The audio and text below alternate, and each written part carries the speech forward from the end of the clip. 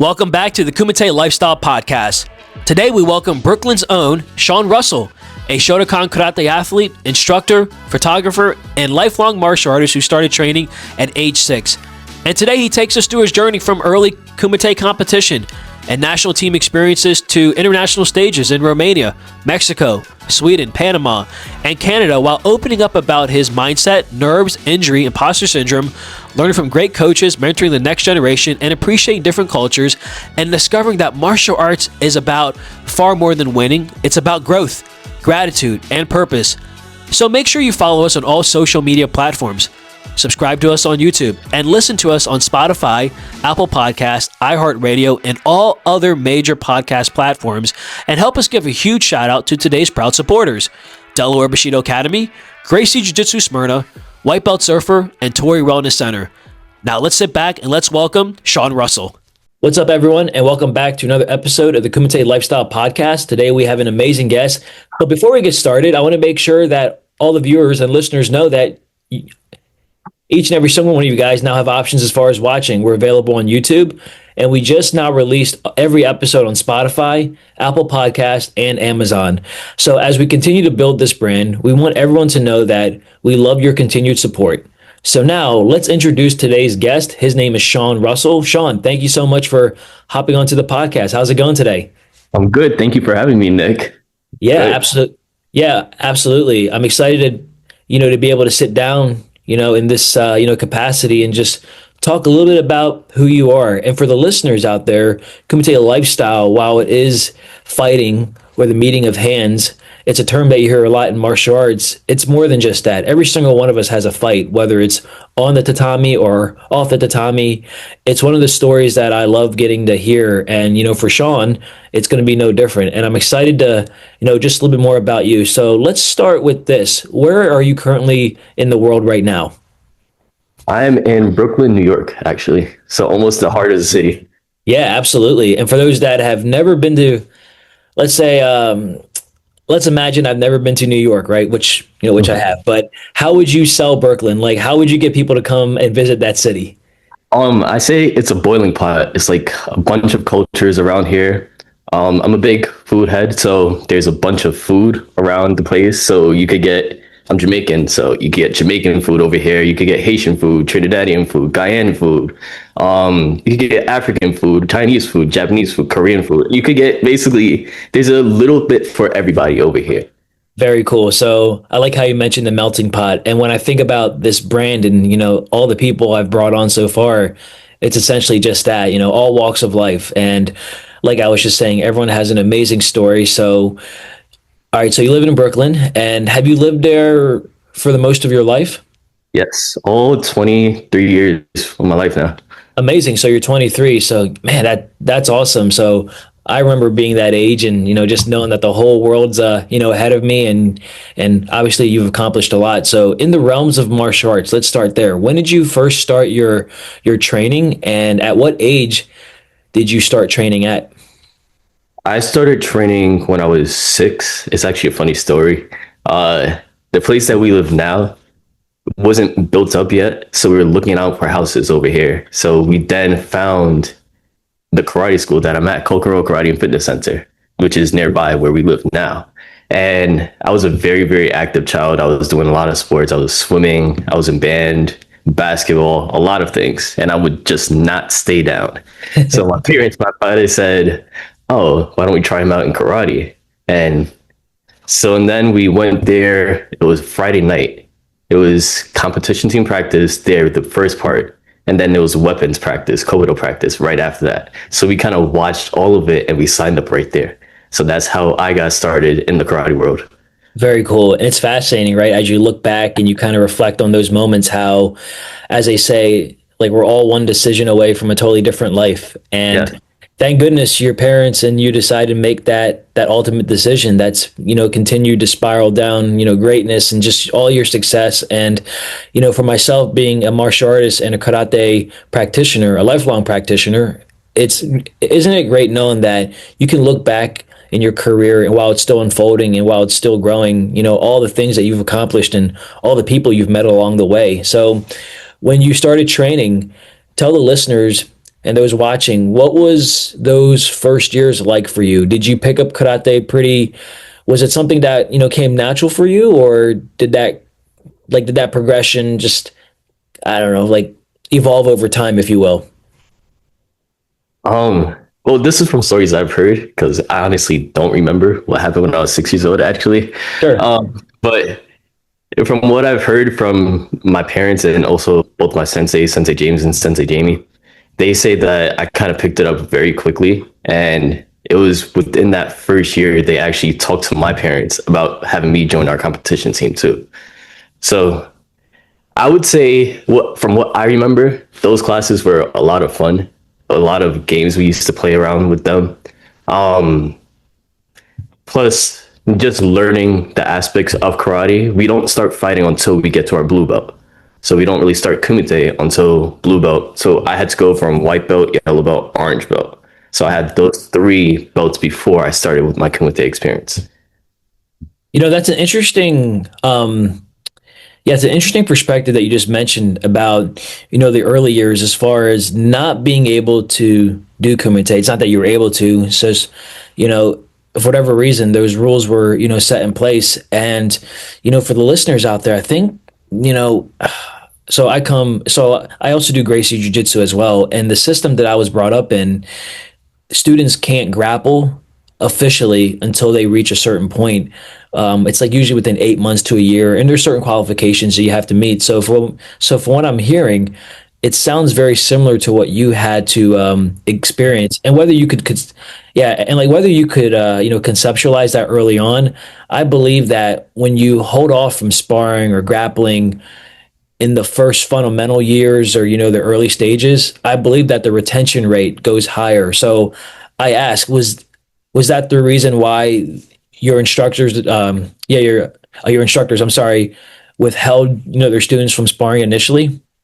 I would say yes, especially now for me kind of stepping into that role as an instructor too. I'm starting to see a lot of what was done for me and why it was done for myself. So I'm seeing that a lot of our new students now, we start with the basics first, like straight up basics, and we kind of build it up from there. So by the time they get to their blue belt and move into that Kumite classes too, they're kind of already set with all the building blocks. So we don't have to start all over again from the beginning. You could just keep on progressing upward, up and up. Very cool. No, I love it. And to be honest, I think you're the first karate athlete student, as far as your early years training. And I'm assuming that this is for all levels, not just kids. But I think that's awesome that your instructors have, adopted that mindset early on. And yeah, that's cool. So that's something that I just learned, from you, is that, because I started sparring, probably actually not at a white belt. I was probably at a yellow belt. So, probably a little bit early than you did, but, it makes sense. So I think that's pretty cool. So praise to your instructors, and just, for, anyone out there that runs a school, a dojo, especially any type of, combat sport art that we do. I think if you can hold off early on, and like you mentioned, just getting those fundamentals and those grassroots, like you said, it's going to pay dividends. But, of course, as humans, we always want to do now, now, now. Yeah. But the only problem is that could be detrimental, especially to your, early on training. So, no, it's pretty cool. And would you say that when you did start fighting or kumite officially at blue belt, did you have any trouble, adjusting, or like was that a tough transition for you? Yeah. Um, I had this thing my mom lad said me all the time. Whenever I get sick, I have a growth spurt when I was a kid. So I used to just grow constantly. So my body, I never really got used to my body until probably around 18. Mm. So having my stances would be very, very short when I'm fighting. My punches would be like very kind of wildish, but not wild in a way that I can't control it too much. And Yeah. that just my speed too. I couldn't really control anything there. So having that whole span of time to really hone in, I feel like, especially not doing fighting right away, it really brought my passion up for fighting, for Kumite in general. Yeah, and I think it's fascinating that you don't mention how as you got nervous, or like, you had those growth spurts. We were just having this conversation with one of our karate students last night, or extra groups of students, and that like we notice, especially when kids transition to teenage years and then they grow up to become adults, a lot of times, especially when we see it in kata or the basics or the kihons, we notice that like a 6-year-old basic stance is going to be different than, let's say, a 13-year-old. But the problem is, as these students mature and they grow up, and I'm sure you've experienced the same thing, is our bodies are growing, but we never leave the stance that we were used to. So if you're like 6, or they can be here, but as you grow, it's like you also have to expand your like your stance to kind of fit your body. So that's an interesting point. And it's how tall are you? I'm 6'2", so I'm not really on the tall side, but I'm pretty above average right now. Hey, it's taller than me. So like if I had to go toe to toe with you, I'm going to be looking up. So has your height ever like does your height play an advantage for you when you are sparring? I would say now, yes, it does. From just the reach advantage from what I have now, and the speed I've also gained throughout the years, and also through track and field too. Yeah. I feel like all of that kind of combines into how my fighting really shows out now. Yeah, absolutely. And you mentioned track and field. So before we jump into your competitive, career as far as karate goes, what other extracurricular sports did you play growing up? Or So I'm I sorry. did basketball when I was basically a kid. Swimming for a little bit. Uh, Extracurriculum, I also played the drums too, drums and piano. Nice. And during high school, that's when I started track. So I did track all 4 years of my high school experience. Okay. So your speed and just your ability to be athletic definitely has played into your kumite. Yes, a lot. Very cool. So let's jump into your competition career. So when did you like? What was your first tournament, and do you remember how that day went for you? I remember it was at Elmcor Center in Queens, New York. It's a very small venue too. And it was actually Sensei Jamie, one of my senseis there too. She was actually judging, one of the referees there. Mhm. And I had lost it in kata. I'm not really a kata person all that much. Well, I wasn't a kata person at the time, I should say. Yeah. But then I had won fighting, and when I won that finals match, since Jamie was the head referee there, she walked up to me and she just rubbed my head and said, "Good job" to me. Mhm. But it was like we still talk about it till this day, and we're saying, "Oh, that was like unprofessional," because she is the head ref at that time, but she saw something in me from beforehand that she kind of just took up to me, and it was like emotions just right out right away. Yeah, and it's those moments like you said that you'll never forget. And I'm sure it was kind of a pat on the back saying that, wow, like I can do this, and Yeah. it's funny how you said that kata is not your thing, and I hear that a lot from just athletes, especially athletes that train specifically in one type of karate. And for those watching and listening, karate is more than just fighting. There's the tradition behind it. Kata, which is forms, it's all prearranged movements. But I've always been a firm believer, Sean, that if you have good kihon, you're going to have good kata. If you have good kata, like believe it or not, you can translate that over into kumite. Now, you might not have the success early on, like some of these kumite champions that I've had on, like yourself.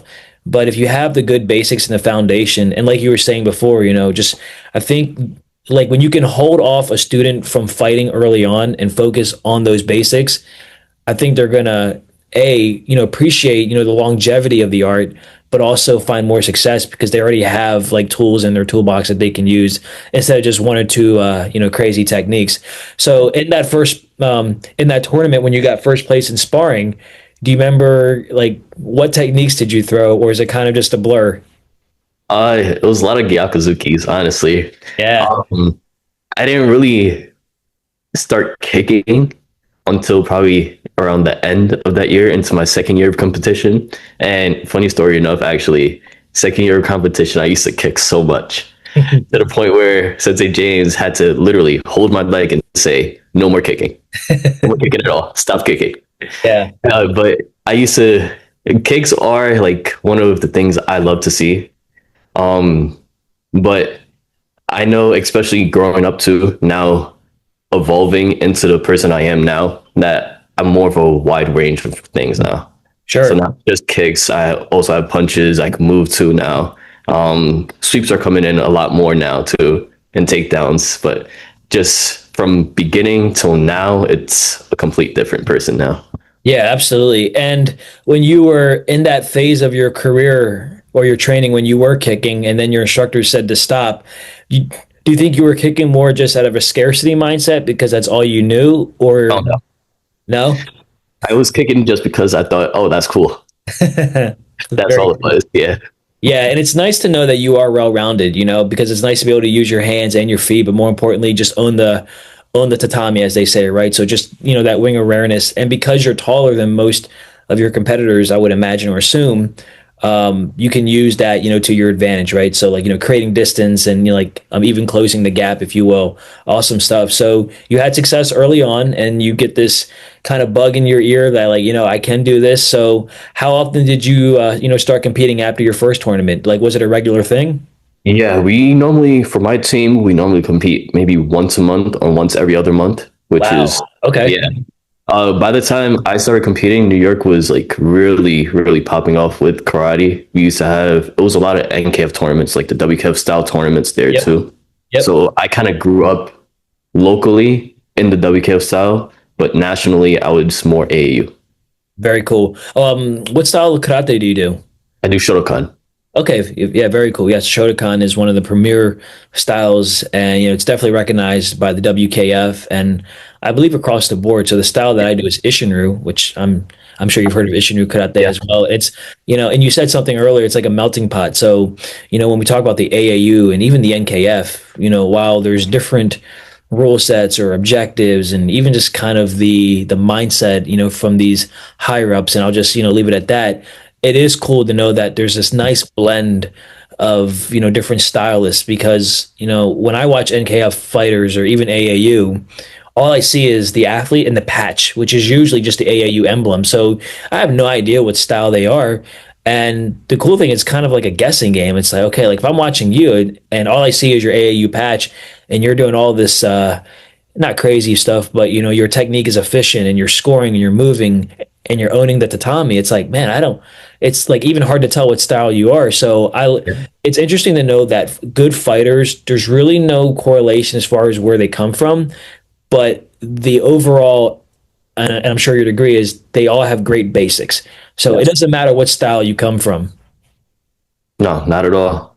Funny enough, being in those tournaments, especially from young on, one, I used to not want to watch everybody compete, especially those older guys, because it was a long tournament. Oh yeah. One thing about New York tournaments, if you guys seen a regular tournament end around like 4 o'clock, 5 o'clock, that's like a blessing for us over here. There are tournaments that would start at like 8 a.m. and wouldn't finish until 9 p.m. sometimes over here. Yeah. So being there the entire day, especially at a young age, I would be like, oh my gosh, this is just so boring. Get me out of here. I'm hungry. I want to go home. But my parents and Sensei and the rest of my teammates, they would literally drag me around and just make me watch all these other athletes compete. And I feel like seeing all of that too, seeing people like Brian Hilliard compete, Cheryl Murphy compete. I got to see Brian Err compete back when he was in New York. Oh yeah. Oh yeah. To see a whole lot of these people compete all the time, and also those Kata people, Ariel Torres, I got to watch a couple of times there. Just seeing all of those things, I feel like it really shaped me and kind of pushed me to say, oh, wait, this is something that's very possible for me. I want to be at their level next. Oh yeah. Yeah, because it's motivation, Yeah. it's social proof, because people will do what people like them are doing. So when you watch, these athletes and even some of your peers, especially your boys that have been on, and hopefully I can use that term, but like it's like all you guys speak very highly of each other. So in a sense, you guys are all motivating each other. There's a couple things that you mentioned though about being at tournaments, those long days, bro. Those are the worst. And man, I remember one time I was at a tournament and it didn't get done till like 8 o'clock, like you said. And I feel like a lot of tournaments, like it doesn't have to be like that, but it No. comes down to who's running it and who's organizing it. So I'm just going to put it out there for those watching this or listening. If you run a tournament, do better. All right. Yes. There's no reason why, athletes or parents, because I mean, it's already stressful enough because, we got to go out, compete, and then Yep. there's the waiting game, and then you got to, hydrate, you got to eat, and then you get tired. So there's a lot of things that people don't take into consideration, if you're an athlete, whether you have an athlete or, son or daughter that's competing. And then you got to think about the spectators. I've had friends and homies come watch me, and I'm thinking, yeah, this is going to be cool. And then it's like I have to wait 2 hours, but then I realize, oh dang, they have to wait 2 hours, Yeah. And there's so many things that they could be doing. So yeah, I think if if tournament promoters could just step up their game, and it's possible because Yeah. I've seen great tournaments, but on the flip side, Sean, I've seen tournaments that are like I scratch my head and thinking like there's 6 rings. Why Yeah. are we only using two? Like, what Cool. sense does Thank that you. make? I feel like, especially growing up in that kind of environment too, it prepared me for when I got older and started going international too. So, when we went to Canada Open back in 2024, Yeah. I fought my prelims, all the rounds. I fought them around like 10 a.m. in the morning. I never fought finals until 10 p.m. at night. Oh my gosh. So it's like seeing that big gap, and we're just like, it was me, Mateo, and Kenny. We all went together, and we're all just sitting there like, are we gonna go yet? Are we gonna go? Well, we're looking around, we're seeing everybody just sleeping. So I said, okay, I walk outside, I take a whole lap around Vancouver. I walk back inside. We're still not ready? Oh, really? Okay. But I feel like it really, all those experiences that I grew up on, it really pushed me and gave me that training. Little did I know for now. Yeah, That's yeah. absolutely. Yeah, it's always after their self reflections, right? It's always after the fact, and that's crazy that you literally just did a whole lap. You come in and you're thinking like, okay, I'm outside. Obviously, there's things going on in the event, but I'm sure you felt like time didn't even move inside the venue. No, I called my mom, I called my dad, I called my sensei. They actually came back from a tournament that same time too, back in New York. And they're all like, wait, you still didn't fight yet? And by that time, it's around what time? I forgot. It's probably close to midnight over here around that time. Yeah. But oh, still on the phone with me. They're still pushing me up there, and it was a cool experience though. Yeah, absolutely. I mean, looking back, it was. I'm sure at the moment, Yeah, like, no, yeah. not at all. And you also mentioned, some of these icons in the sport. Cheryl Murphy. I had her on the podcast. Brian Hillard. I remember watching him when I was coming through the AAU and the NK. Brian Ur, right? I just remember looking up at him, because just Yeah, tall and slender. That's one of the things that I really took as far as as an athlete, but also as a student of the sport, is watching all these different body types and how people move their body. I mean, I was watching when I had Austin Gillespie on and Mateo. I always like to research my guests. So for those watching, I do research because I want to make sure that I get the chance to know the guests that I don't know personally. And I was watching them like move their body, and there's things like you wouldn't typically see a tall person moving yeah, the way that they do. Like I would see someone my size or someone smaller do it because it's kind of not that it makes sense, but just seeing what these athletes can do as far as kumite, and they're just understanding their body, because as a jiu-jitsu practitioner, a lot of times when people start anything new, especially that involves moving your body, people don't even know that they can even do certain things with their body until they have to. So yeah, it's a huge shout out to all these athletes that can. It's like they figure out how to move their body in a way where it's conducive for them. And then when you mentioned other guys, so like Ariel Torres, do you? And I'm sure at some point you have, but leading up to competitions, or maybe not so much now, Sean, but early on when you really got fascinated with wanting to win, because I mean, let's be real, that's why we compete, and I think we should all have that mindset, especially as you get older and you really want to excel. Do you watch a lot of your peers or even just these athletes that you mentioned, and by watching them, has that helped elevate your game? um, yes, I do watch them a lot. But I wouldn't really say it elevates my game. It's more of like just for the love of the sport Okay. itself. In my eyes, and I tell this to my students all the time, and also my teammates that are looking up to me now, they all want to be Sean. That's what they all say to me. They want to be me, and I'm like, don't be me. Be yourself. You gotta either find something that you see in me, that you see from my fighting, and not really try to replicate it yourself, but make it your own. Make it your own unique style. It's kind of the same thing that I learned. Like, I'm a photographer too now. So Yeah, I know. there are a lot of photographers that kind of have their own style, and I'm only 3 years into photography and still going to some of these events and watching all these bigger time photographers there. I'm seeing them and I'm asking them questions, and they're saying the same thing. Don't copy me at all. You have your own eye, use it. Your eye is unique. You wouldn't be here if it wasn't for a reason. Hmm. That's how they always say it to me. Yeah, that's a good point, and just understanding that because there is this thing called imposter syndrome, it's like, especially when you get to these higher levels and not just in the world of karate or competing, imposter syndrome exists in all facets of life, especially when I feel like I know for myself, I've experienced these types of emotions, and I'm sure like you have as well, especially when you're preparing for nationals and even going overseas. It's like deep down, you're good, but when you're in the room amongst these like all stars of the all stars, you're thinking like, dang, like, do I even belong here? So it's interesting you said that, through photography, you get to see things through a different lens, if you will, like almost like a different filter. Because yeah, I could take my phone and take a picture, but because you kind of have that eye for taking pictures and knowing the angles, and I get I've had women and student, like I've had female students say, Nick, things you're not taking the pictures right of the students, then you got to put the camera up or down. I'm like, I'm sorry. So like there's a whole art to it. Yeah. Especially when you say imposter syndrome, it's something I suffer kind of a lot from too, Yeah. especially recently too. Like my first international trip was back in 2023 into Nice. Romania, Yeah. the Transylvania Cup actually. Yep. And when they called me, Sensei Moose called me actually, and he says, "Hey Sean, you want to go to Romania?" First off, he says Transylvania. In my head, I said, "Wait, where Dracula lives?" I didn't really think that was a real place. He was like, "Are you stupid?" But I'm like, I don't know anything. Come on now.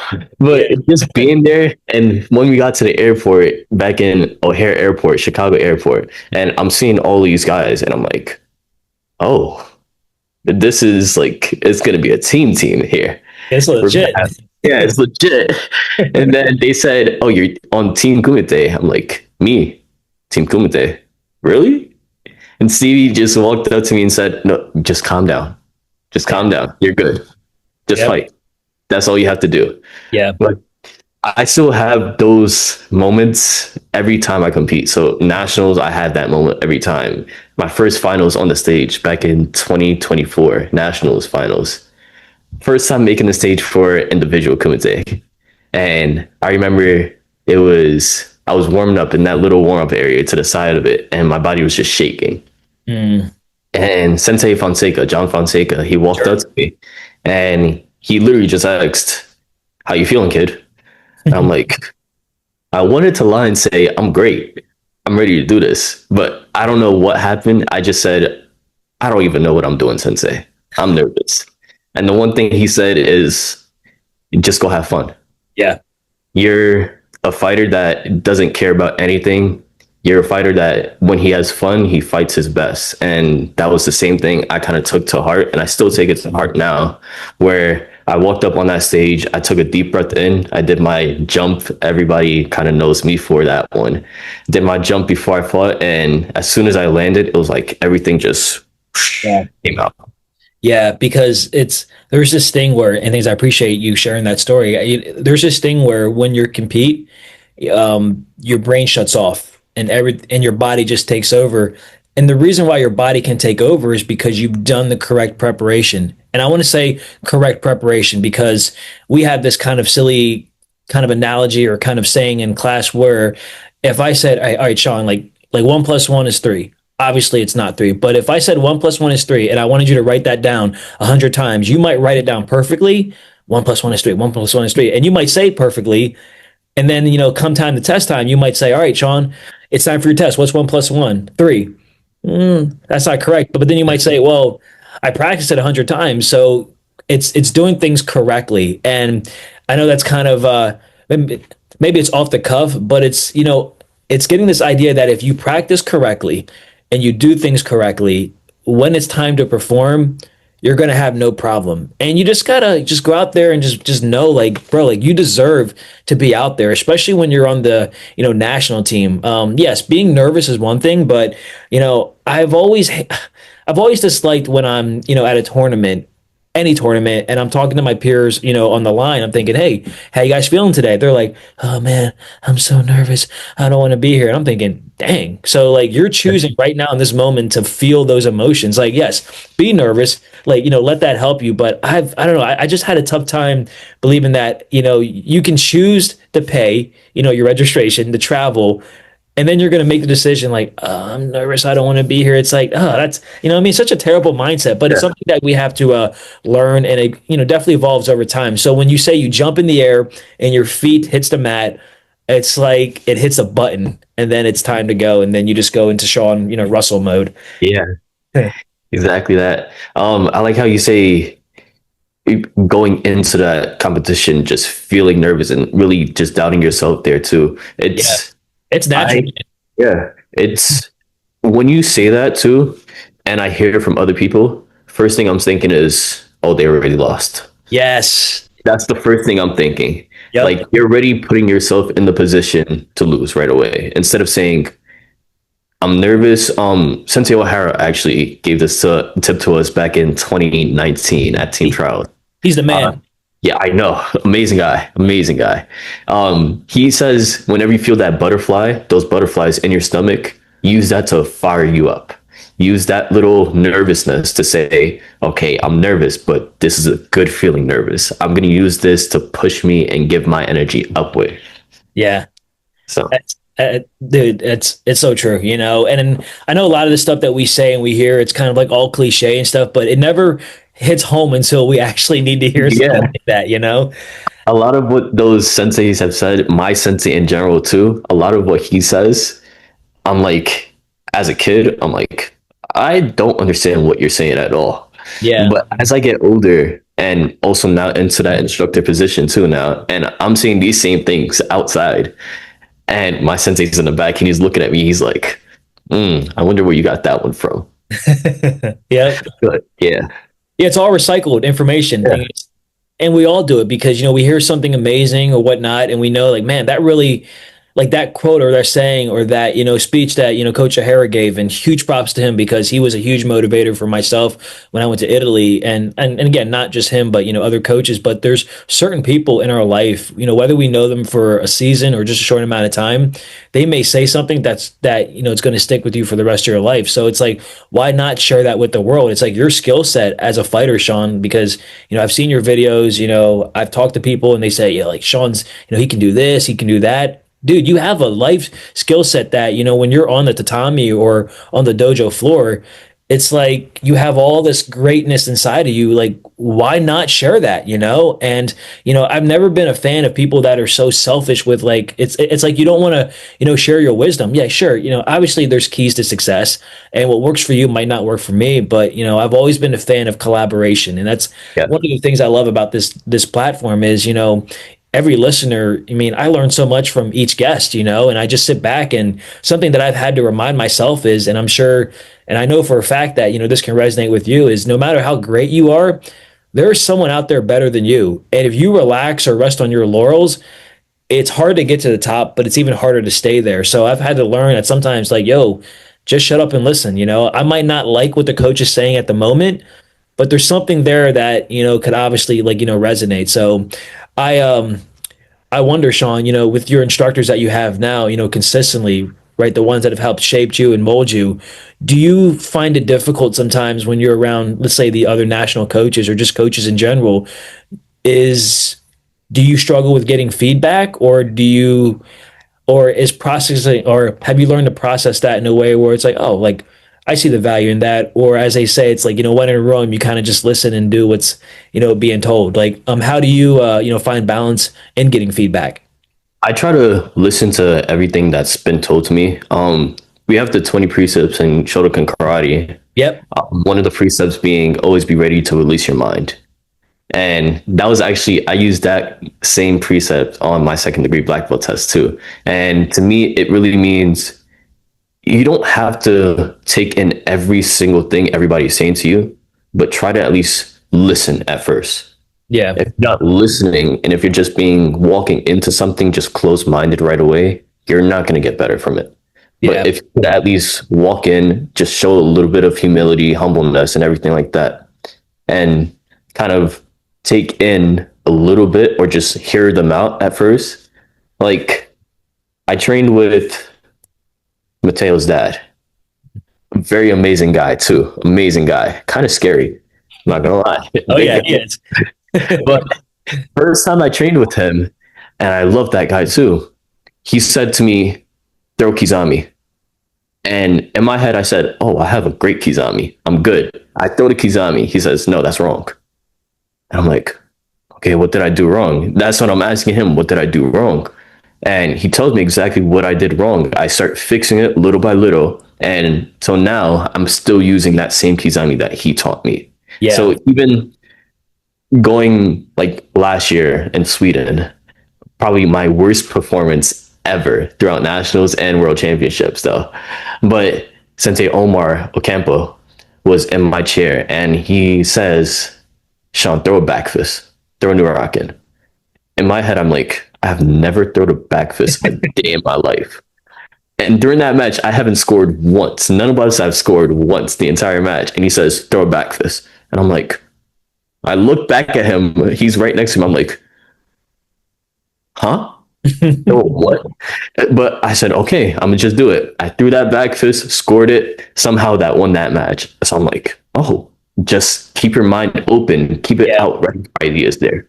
Yeah. And as an athlete, we only see things from this kind of like this narrow lens, if you will. It's almost like tunnel vision because we have our own vision of what we want to do and the skill sets, and going back to the preparation, right? It's 1 + 1 is not 3, it's 2. It's just knowing that if you do everything right, everything takes over, like you said. And it's like once it's like once your foot hits the mat, it's go time. But interestingly enough, and I know you've also crossed the other threshold of coaching and becoming a sensei in your own right. It's like as instructors, we really do see things from a different lens. It's like a different, it's kind of like an aerial perspective, So I call it the eagle eye view.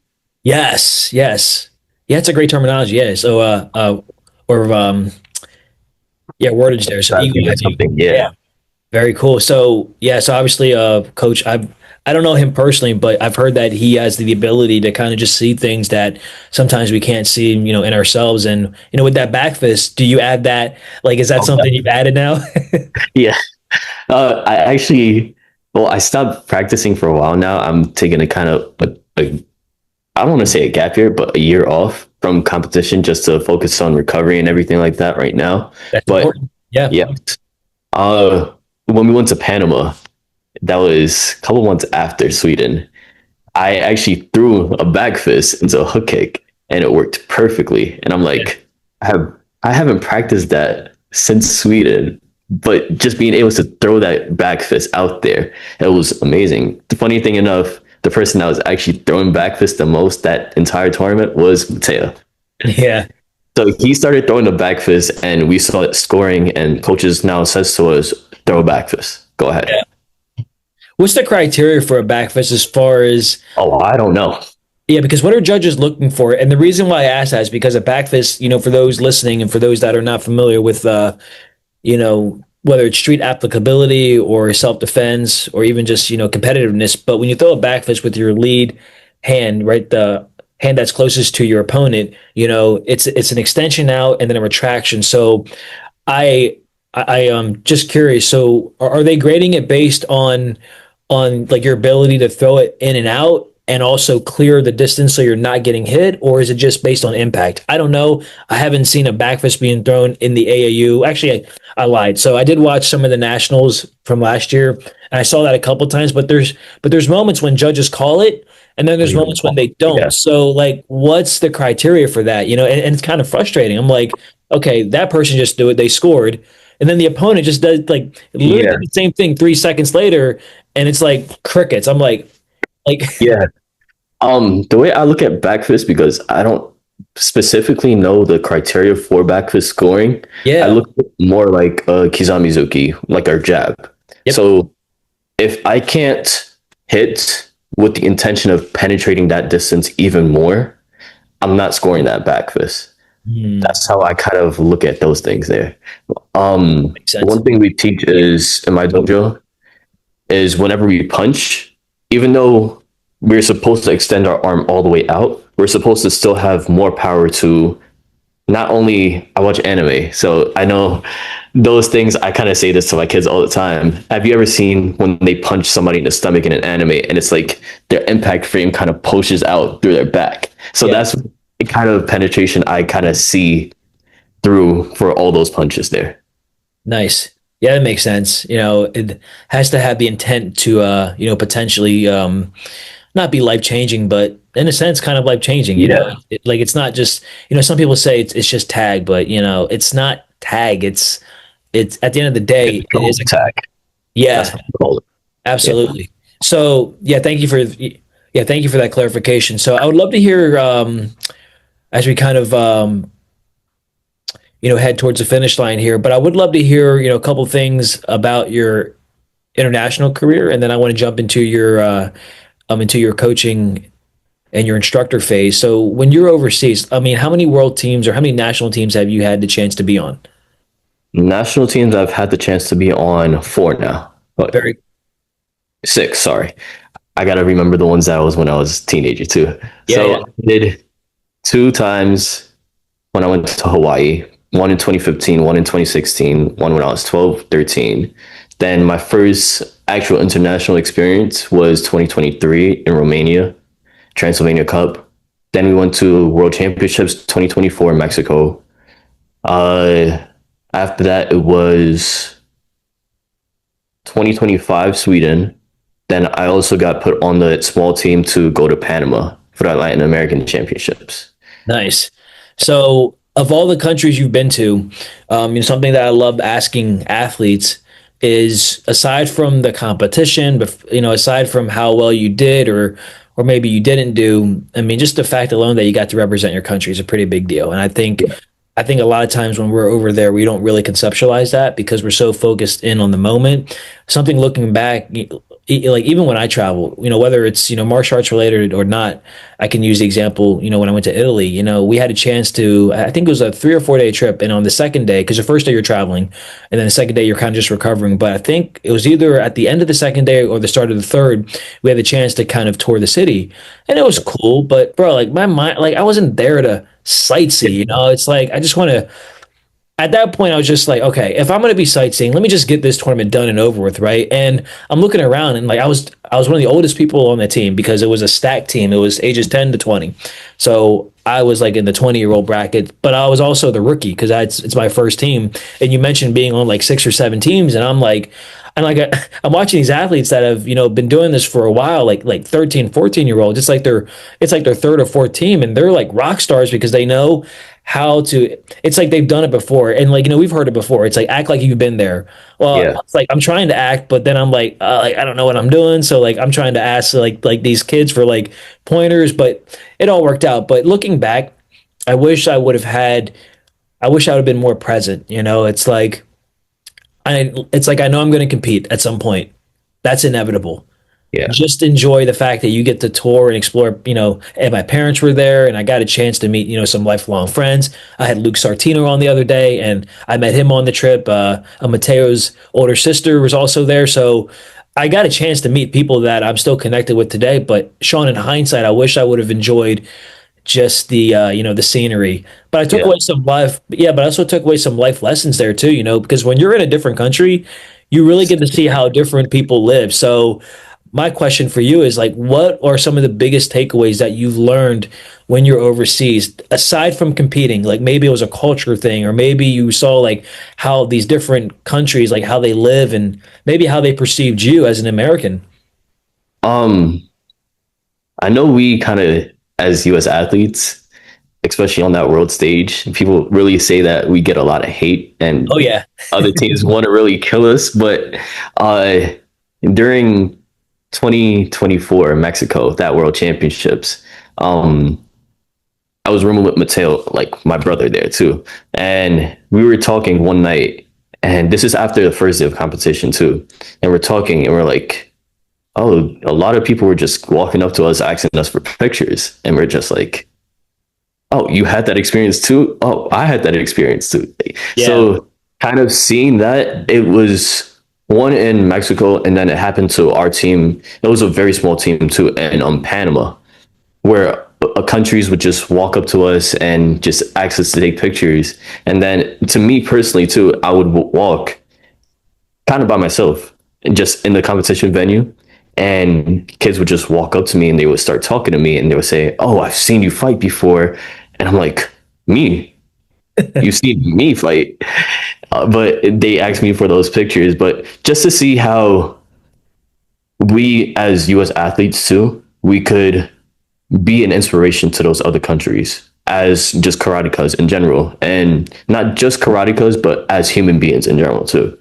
From seeing that, and then also seeing like the living situations for a lot of these countries. When we went to Panama, so our hotel was kind of at the top of a hill, and there was a McDonald's there. The one thing I like to do for every country is go to the McDonald's just to get the McFlurries. Yeah, just to say that you did it, right? Yeah, I know. But the first night we walked down through the hill, walked down the hill, and it was just a pungent smell just hits us in the face. And we're just like, oh my gosh, what is that smell? And I'm from New York. I'm used to bad smells and everything like that. But it was a type of smell that was worse in our subway system. So kind of seeing how all of them were living there. Some of them were asking for money there. Like little kids were asking for money. And we're just like, we really got to take our experiences for more. We're taking it for granted here, what we're able to have within the United States and what our experience is traveling. Because a lot of these countries, I get to talk to a bunch of other countries now. They're telling me, oh, sometimes their team isn't paying for them to go to this World Championships. Or if they don't win this World Championships, they can't go back and see their families. A lot of these things I've kind of taken to heart and say, okay, I can't take my experiences for granted. Whatever I'm given, I can't really take that and say, oh, that's just normal. I have to take everything and I have to appreciate everything myself.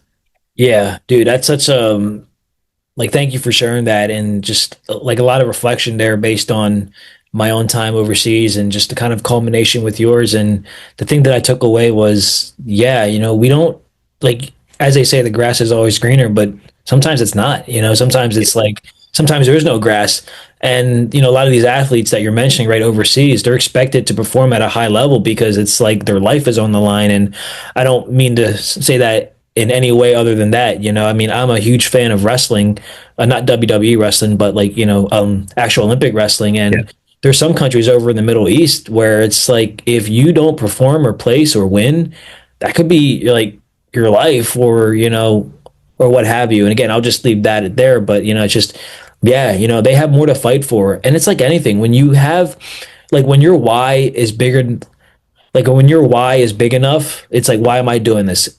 It's like, okay, I'm doing this because I need to support my family. When your why is big and you can justify it, you'll do just about anything. And I think that's one of the things that every athlete that I've talked to that's been on a team, Sean, whether it's AAU or NKF, they all leave with the same experience. It's like, wow, like I didn't even like, it's almost like it's a culture shock, it's like a shock and awe. And I love how you said that you're used to kind of that melting pot from New York, but nothing can ever prepare you for when you're actually in those moments. And the cool thing is you're not alone, because even though you're kind of with strangers initially, like I know you mentioned Mateo, so you're with people, but you're with other, fellow countrymen that have never experienced it. So I think it's an eye-opening.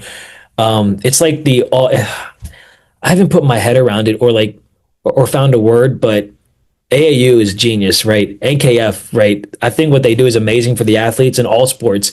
They're sending over athletes so they get a whole experience on just life, even if the athletes don't even realize that. Yeah. The one thing it was like for Panama, we actually went to Panama Canal and we got Yeah. to see how it was built and everything like that. And us sitting in that theater, we're all in one straight line. The entire team is in one straight line, and we're all whispering to each other like, "Oh my God, this actually happened. This is what they actually had to go through just to build that canal." Yeah.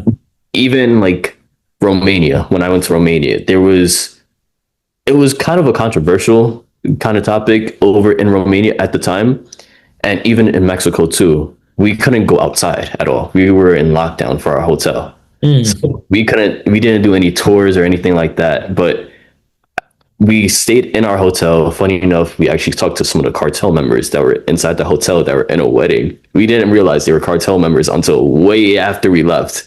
But seeing all of that and all those cultures there too, and not knowing, kind of being blinded to what we have versus what they have, it was very much an eye opener to me, and it kind of sparked my interest in traveling and wanting to see other cultures and learn about other cultures. Yeah. Yeah, absolutely. That's the cartel, man. That's crazy.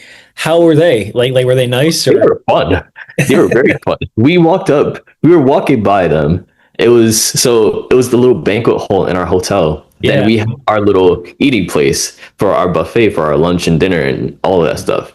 And we had walked by. It was a group of us. I don't remember exactly who else was on it with us, but I remember it was my teammate Kenny, my other teammate Joey, my brother Mateo, and a couple other athletes. They were with us too, and we were just walking, and we had said, "Oh, there's a party right there," and like just acknowledging there's a party right there, and we just kept walking by, and one of them talked, not one of the people from our team, one of the people that were in that party area. They had talked to one of the people that were in our group, and they're like, "Oh, you guys want to come in?" And we're like, "You want us to come in?" And we saw there was food there. And we're like, "Oh, there's food there. We might want to go eat." But then we said, "No, let's not do it." Just to be, respectful to our team and everything like that. But we started talking to them, and it was a very, very good conversation too. We Yeah. learned a lot about just Mexico as a country and like the culture of Mexicans. But it was after we walked away, we're like, there was a AK-47 connected to him, right? And we're like, huh? AK what? And so we were like, oh, that was the cartel. Never mind. We're like, well, thank God we were nice to them, and thank God they were nice to us. So Yeah. yeah, It's interesting how, we get, this kind of image or perspective based from the media or news, or sometimes you hear things about, how certain people live and how they act. And yeah, it's fascinating how worlds collide in the sense where at the end of the day, we're all just humans, and whatever our beliefs are, or whatever we're defending, because we're all defending something, because everyone is defensive first, right? Because when you meet someone, especially someone you don't know, right, they usually have like a little bit of a shield up, right? It's kind of like Kumite. Then when you get to know someone, right, you can kind of put those shields down. But it's interesting how you were face to face with, potentially a situation that could have gone south, and karate gives us the ability to be confident and to also speak, with good character in a sense. So no, dude, that's a great story. I've never heard I've never heard a karate athlete talk about experience when they got to meet the cartel. So if they're watching this, just know that it's nice to know that there's good people everywhere, and it just goes back to just treat people. It's like, I don't know, it's like the cardinal rule, right? Treat people with kindness. yes. Treat people. My parents always say, treat people the way you want to be treated. Oh yeah, absolutely. I couldn't agree more. Sean, I would love to just jump as a final part of this conversation. I know you mentioned that you're an instructor now, or you're kind of in transition to become maybe a coach or head instructor, or like all those hats that you wear. So what, like when you're teaching, right? Or like, let me ask this: what are some of the challenges for you so far being a young sensei or young mentor? One being young. A lot Yeah. of our teenagers, they kind of found out how old I was, and now they're just like they look at me like the big brother now, which Yeah. I love that our connection between me and those our athletes and our kids, our students. But having it was that first year kind of also bridging the gap between me being the teacher to them and me being a big brother to them. Having knowing when to switch off to them. So I would sometimes be in class and they'll talk to me about random stuff that happened in school. And I'm like, I'll go on with that conversation. And we're like, oh wait, we gotta go teach now. We gotta go back into the sensei mode. But having just knowing when to bridge the gap between both of them, because was one thing I learned, especially with our students, is sometimes they just need somebody to talk to. A lot of them are having some hard times. A lot of them are just starting high school. High school is a very important thing for them. High school is a very hard thing too.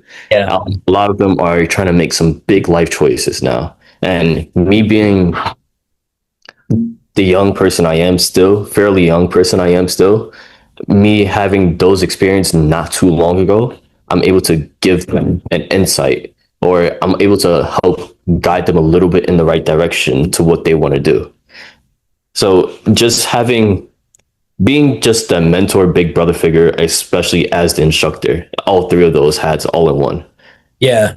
And I like how you said hats, because that's exactly what we're doing. People think karate is just, as far as teaching, it's like, oh, like you're wearing white pajamas, you just throw punches and kicks all day, or you're just grappling with your students. And it's a small part of it, but a lot of it is just, linguistics. It's being able to communicate with your students. And like, what a great opportunity we get to teach. It's like we don't have to teach, we get to teach. And that's been my notion moving forward. Sometimes, very rarely do I have bad days, and I can say that wholeheartedly because I get to do what I love and I don't take that for granted. But yeah, there's moments when sometimes I, walk out to the tatami and there's like kids and they're all excited to see you. And then I realize like, yeah, like it's not about me. Now it's about them. So it's like, I remind myself, like, I want to be the instructor for them that I got, as a kid. So I like how you said that, like a lot of them just want to be heard, and people don't care what you know until they know that you care. Like you could be a world champion, national champion, which I know you are, but at the end of the day, none of that matters. It's like, how do you treat people? It's like, how are you going to, talk to me? I did like last night, like there was one student in class and I said to myself, man, I can either make this a good experience, which is guaranteed, or I can make this the most amazing experience. So I turned it into an amazing experience, and the kid left. He said, man, things I want to do these more with you. And that never would have happened if I didn't kind of step out of, the normalcy role and kind of amplify it, so it's cool. Go ahead. I'm sorry. I'll give you a story. Last year, probably my worst experience. I got injured at nationals, still competed at worlds, got even hurt more there. And in my head, I'm like, yeah, I'm quitting. I'm not doing this ever again. Lost first round. No, not first round. Lost second round in both nationals and worlds. And I quit. Not really quit. I just take a little break. And I come back to the dojo after about like 2-3 weeks now. And the first thing that happens is my first classes, our babies class, our 3 to 5 year olds. They just ran up to me and they all just hugged me. Well, they hugged my leg. Yeah. And I'm just like, in my head, when I walked in, I'm just like, oh my gosh, I got to be here now. I got to really do this now. But then when I saw them and all of them run up to me, and it was like that in every single class, from our little babies to our adults. They all just came up to me and they just embraced me after not seeing me for that long of a time. And I'm just like, yeah, this is not about you. Yeah. This is about them right now. Yep. You're teaching not for yourself. You're not teaching for anybody else. You're teaching for the betterment of those athletes there. Oh, yeah. Yeah. It's cool how it's all the emotions that we feel as instructors and competitors and just as humans. It's transcending. We all experience it. So isn't it nice to know, like it's like we're truly not alone. Sometimes you might think like, oh, like I want to be doing this, but then I realize like, no, like Sean's up in New York and I'm sure he's feeling either the same emotions or he has, and he's getting through it. Why, if he can do it, I know I can. So it is nice to know, like, like other people understand what we do, because karate is an interesting thing, man. Martial arts isn't, it's so complex, and people think, it's like the picture, right? It's like, this is what people think we do. This is what my mom thinks we do, but no one really knows what we do until they actually see it. So yeah, it's, just being grateful, like you said.